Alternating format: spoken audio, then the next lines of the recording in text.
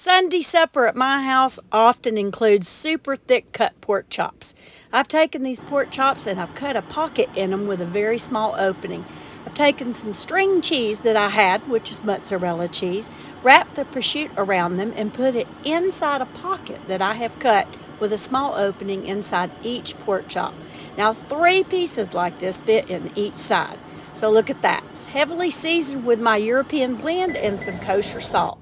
Preheat your oven to 400 while you melt about 3 to 4 tablespoons of holiday herb duck fat in a cast iron skillet. Once it gets shimmery and super hot, put the pork chops in and make sure you push them down to get good contact in the skillet.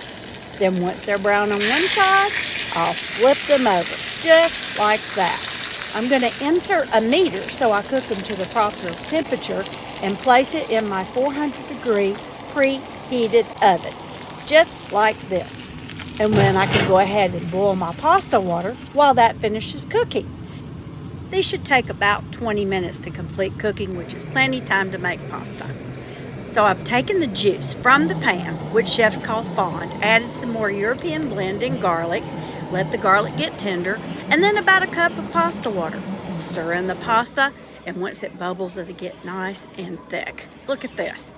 I'm serving this with some Brussels sprouts and pasta, and look inside. You'll be able to see that prosciutto ham and mozzarella cheese. Delicious.